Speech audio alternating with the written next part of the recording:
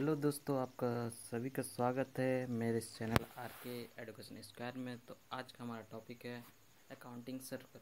तो accounting circle आज हम उसके डेफिनेशन, उसके डायग्राम, साथ साथ उसके स्टेजेस के बारे में जानेंगे। तो आइए चलते उसके डेफिनेशन के बारे में जानते हैं। The accounting circle is a collective process of identifying, analysing and recording the accounting events of A company. Accounting circle एक कलेक्टिव प्रोसेस यानी कि डेटा कलेक्ट करता है, जो आइडेंटिफाई और एनालाइज करता है, उसको रिकॉर्ड करता है अकाउंटिंग इवेंट का जो भी कंपनी का रहता है। सेकंड हमारा definition, accounting circle is step by step process of recording, classification, summarise of economic transaction of a business.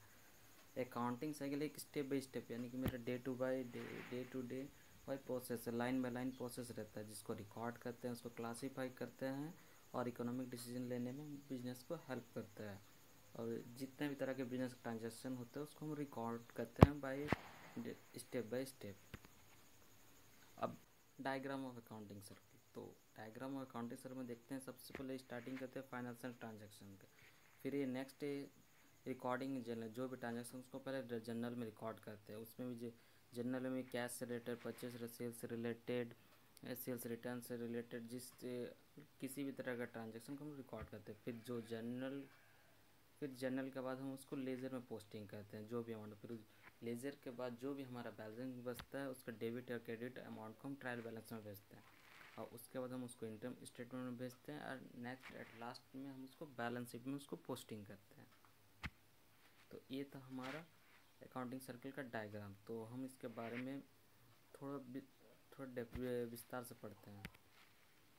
Step of accounting circle का फर्स्ट हमारा जर्नल था। A journal is a detail account that record all the financial transaction of business to be use for the future reconciling of account and the transfer of information to other official accounting records such as a general ledger। Accounting एक general detail account है जिसमें सभी तरह के financial transaction को हम लोग record करते हैं जो बिजनेस से रिलेटेड है।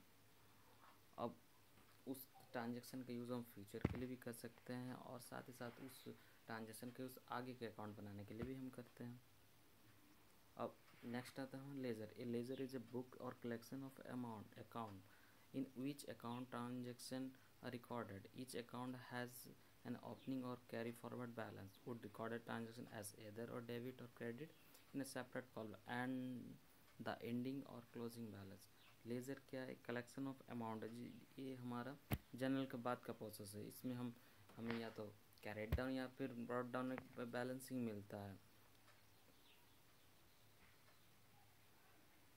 इसके अलावा would record the transaction as other debit और credit in separate column at the ending और क्लोजिंग।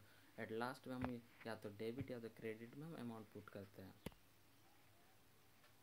नेक्स्ट है trial balance. A trial balance is a book keeping worksheet in which the balance of all ledger are compiled into the debit and credit account column totals that are equal। A company prepare a trial balance periodically, usually at the end of every reporting period।